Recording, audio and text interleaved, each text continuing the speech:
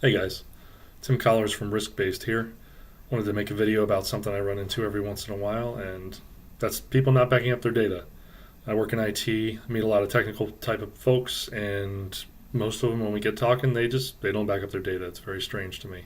So I figured I'd make a video here about how easy it is, what some of the benefits are, and make it simple enough for everyone to do.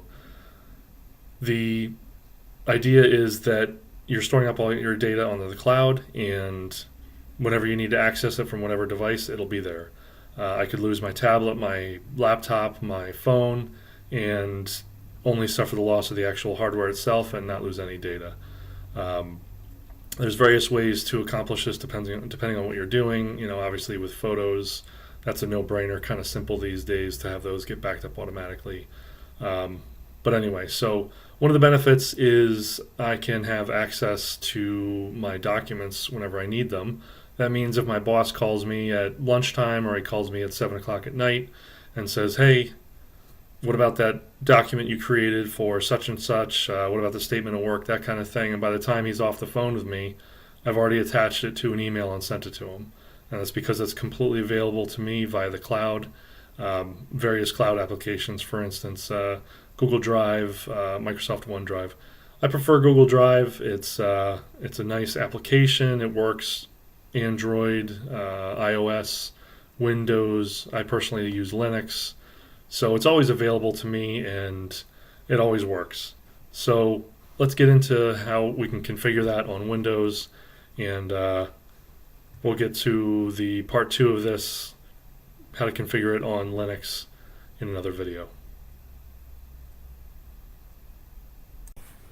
So my ideal spot to be in is I want to have all of my files accessible, and I don't want it to be a hassle. I don't have to put a lot of work into it. I have enough going on. I have a family and a job.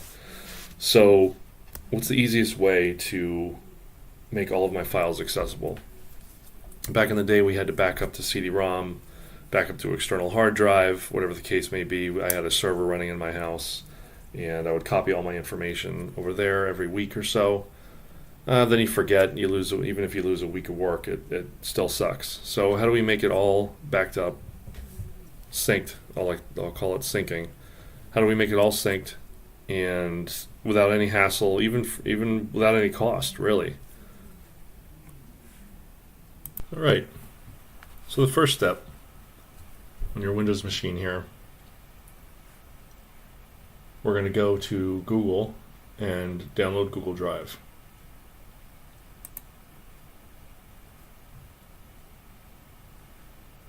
So we run this executable after it's downloaded, and what we'll end up with is a shortcut inside of our file manager here that points directly to Google Drive. There's another trick to it here once we get past this.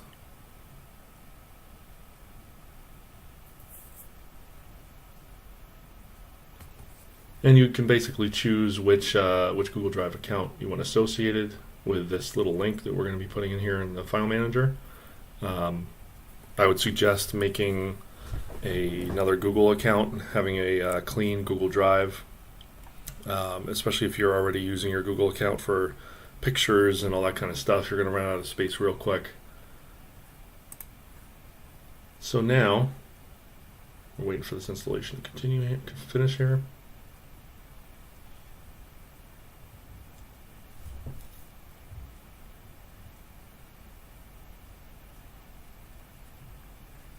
All right, so it's going to ask us to log in here.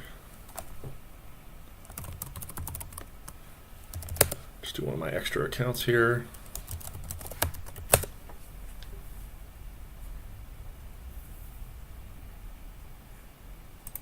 Thank you very much. All right, so we're going to say no to this temporarily here, and I'll show you why in a minute. So we're going to uncheck these. You can check out your photo and video size here, obviously. I would suggest the high quality here, unless for some reason you do want the original quality. That's going to fill up real quick if you're doing a lot of videos and images there. And we're not worried about Google Photos right now. What is this? It's finding 3 megabytes somewhere here. Google Drive. That's fine, 3 megabytes. All right, so now all of a sudden we pop in the Google Drive shortcut here. Let's get back to that.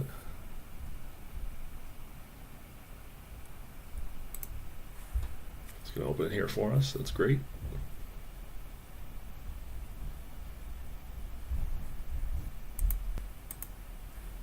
All right, so this is just a little notification.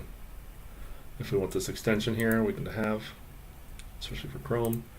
Okay, so now Google Drive here in this list. Now this is separate right now from my documents and downloads. So what I'm going to do is say, for instance, here's my document, or my downloads rather, and what I want to do is choose which documents, or I should say which directories here that I want to back up. So I don't necessarily want to back up my desktop. I probably want to back up documents, pictures. There's some other directories here I'm not too worried about, but let's say for the sake of argument that my documents and pictures are going to be what I'm backing up here. So in Google Drive, I'm going to create a documents and pictures. You can capitalize that if you want to. Make it look all nice here. How about that?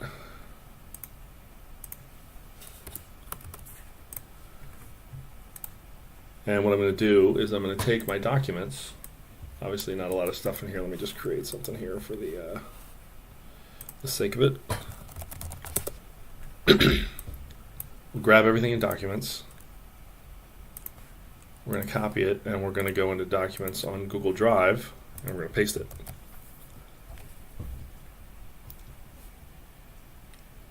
And we're going to do the same thing for pictures.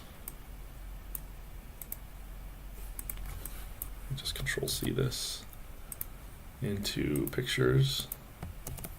So now these exist on my Google Drive. Let's just take a quick look here.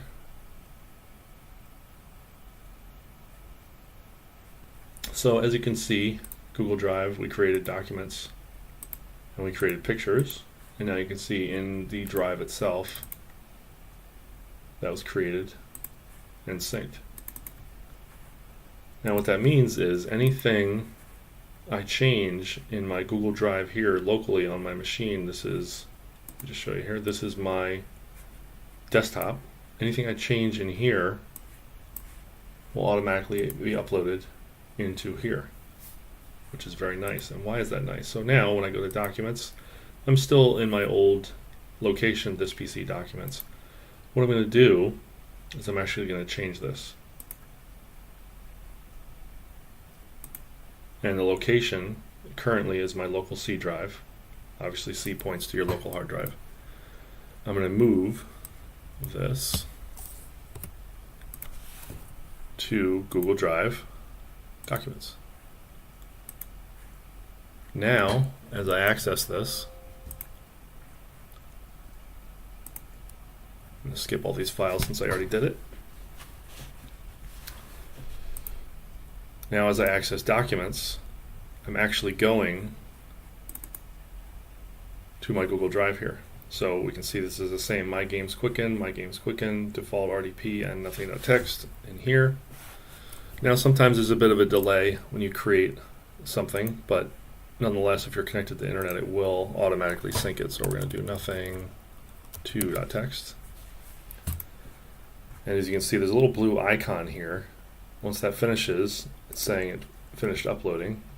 And there you go, popped right in. Didn't even have to hit refresh up here. So what I've effectively done is I've made anything I change in my documents here automatically syncing up to Google Drive. And what's nice about this is I can have this run, I can have the sync run automatically. I don't have to touch it. Don't have to think about it. Does this still work when I'm not connected to the internet? So let's find out. Let's do this. So we'll go into Google Drive here. Just create a document real quick. This will be nothing3. Automatically saves. Now we have a nothing3. It's going to pop in here in a minute.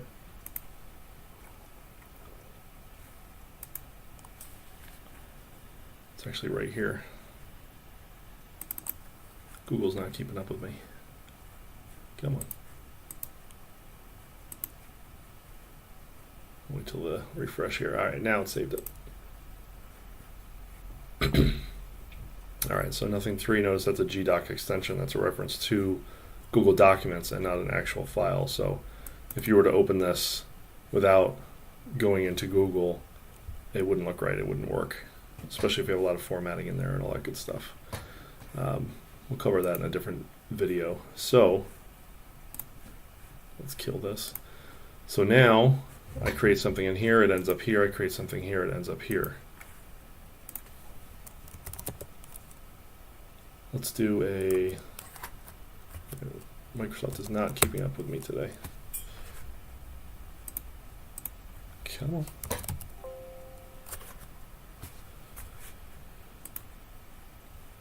All right, so if I ping something minus t, let's see that go.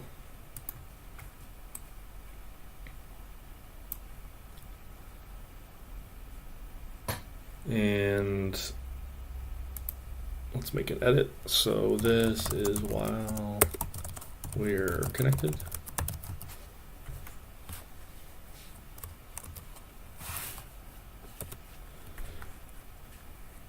Let's make sure that syncs. Not yet. There we go. Now it's synced.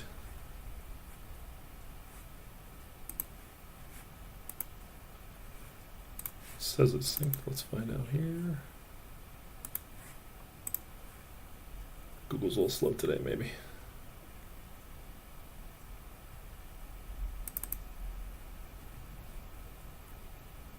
All right, this is while we're connected.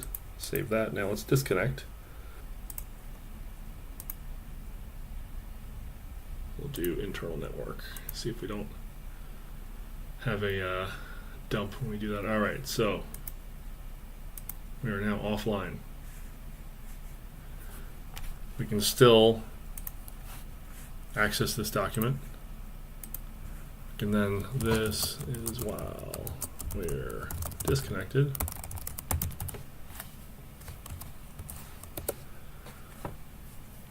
Notice the sync here. This will stay here for a very long time. Obviously until we're back online. Edit is still there. We're still timing out. Now I can continue to work, so if I'm on a laptop or if I'm on a computer that's disconnected, I can continue to work, make edits, make changes. I can come in here, make new documents. Nothing 3.txt. Oops. Sorry, trying not to be too much of a perfectionist. Notice these have not synced yet. Understandable. We're still timing out. Now, when I go back online, this will be created in Google Drive. My nothing 3 will be created in Google Drive. My nothing.txt will be updated in Google Drive. And that's what we call a sync. Bridged. Yes.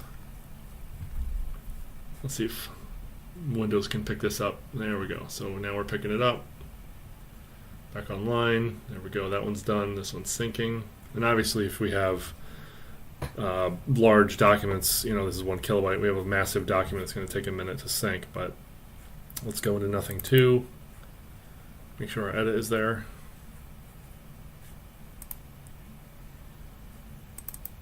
Go to nothing here. This is while we're disconnected. That edit took place, and nothing 3 was created. So there you go. At this point, I can access all of my files on my tablet and my phone via the Google Drive app, and any changes and edits I make, as long as I make those and upload them to Google Drive as well. I'm now cloud-based. That means any device from anywhere that has access to the internet will have the same documents. It's a great thing. Other than that, if you have, there's different facilities for syncing different applications, like say for instance if you have an application that stores this configuration file somewhere, if you have an application that has data stored in a particular location. Those locations, say for instance, if I'm on my computer here, and I go into app data and say, in here there's an application. I don't know, here's the ICA client. There's some cache in here. There's some state stuff in here. Unfortunately, some of these applications don't really have configuration inside of them to say, store your configuration or your data, store your content somewhere else. So sometimes you have to, and depending on how important this is, if you want something to be synchronized, pretty frequently, then this is worth it. If it's just something that you can easily reproduce, say a setting in an application where you can install the application and it takes you 10 seconds or whatever the case to configure it. You don't need to back that up. But if there's something here that you needed to back up, I would suggest there's a pretty simple way. There's a few simple ways to do that depending on the application itself. But one of the things you can do is you can create a what we call a scheduled task in your machine, which is actually pretty simple to do. It may be some unexplored territory for a lot of people, but it's really not too difficult to do. And with Windows 10, Windows 10 comes with a robocopy.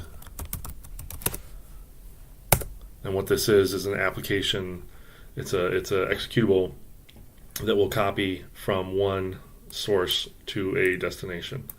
And what we can do is we can have this go every certain amount of time. So for instance, we can hit the start button here. We can go to, let's do scheduled task. Sorry, task scheduler it's called now. And we are going to create a new scheduled task to sync ICA client. Everything inside here, say this is where our configuration was, and this could be anywhere on the drive. And we're going to sync that to a location. Let's create a new location in here, and we'll call it configuration settings for applications.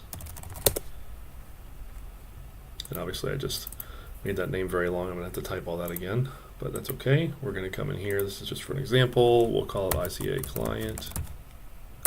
If I could spell. And nothing in here right now. So when we come into our scheduled task, our task scheduler, we're going to do create a basic task. And we're going to call it sync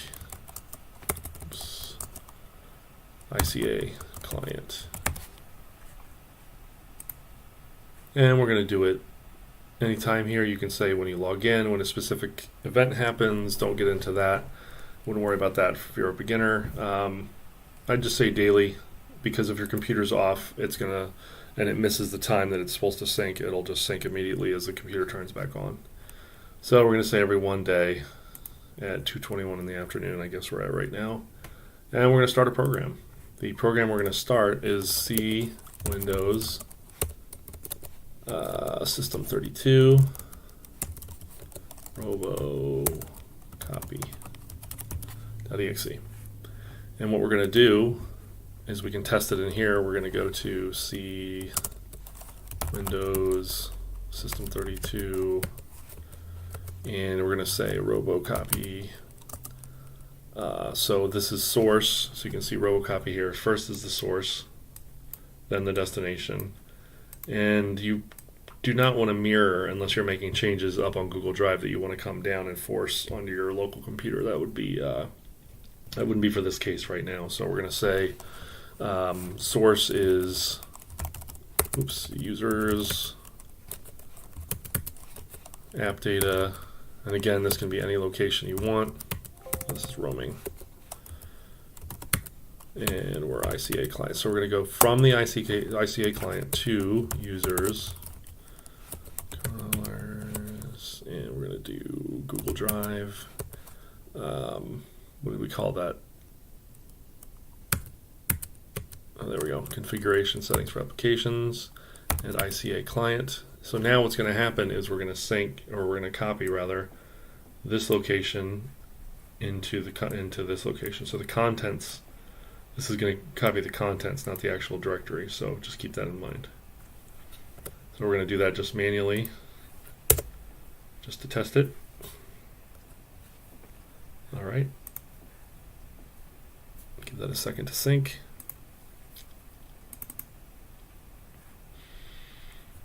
All right, stuff is starting to sync.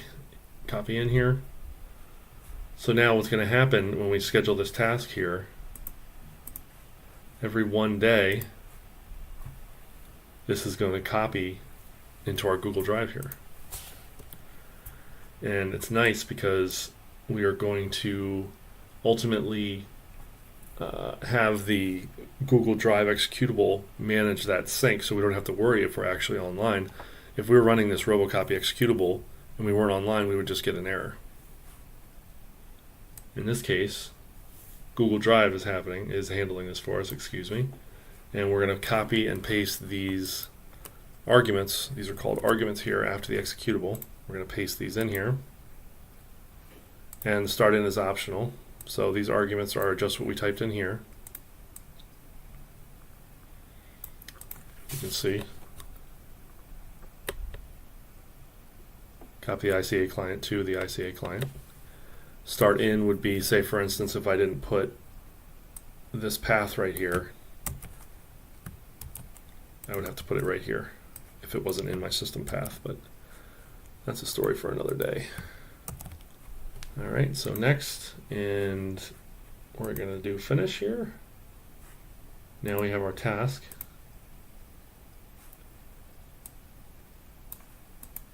Which is right here, so you can see in our task scheduler, we just hit the library here and we find our task that we just created, and we can actually run that manually. So we're going to do that here. So let's get rid of,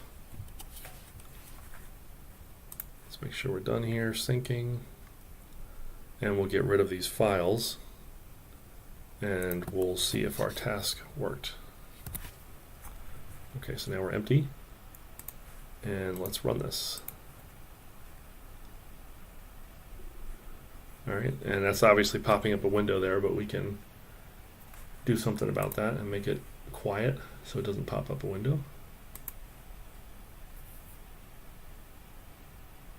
There you go. So that'll happen once a day. We'll sync, and if I'm not mistaken,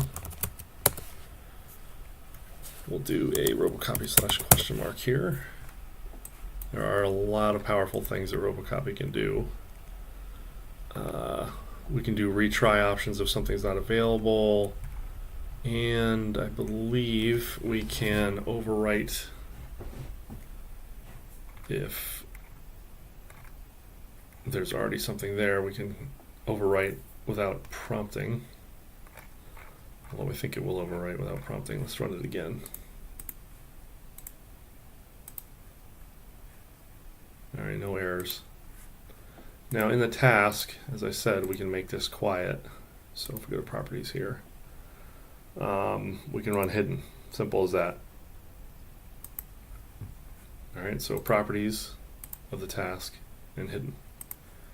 Now when we run it, that's odd, needs to be configured for whether the user is logged in or not. I had it selected run only when the user is logged in, so that's why the screen was coming up when I was running it. So you're going to have to type your password in here for who should be running it while there's nobody logged in, and then now when we run it, no black windows popping up. And we can test this. So we're in Google Drive. Remember the directory we created here, ICA client. We can whack all this, and then we can run. There you go. And it'll ultimately take effect in here after a few seconds. That one's already finished. These are still syncing. There you go. So we know that that works, and it overwrites automatically. This is very, very basic kind of stuff. If you're talking about if you're in need of more advanced kind of advice on how to do things or how to set something up, I'll be making that available at some point, publicly available. Some kind of phone consultation with this kind of stuff, with technology in general. But as I build my channel, we'll get onto that. But for now, I hope this helped, and let me know in the comment section. Thanks.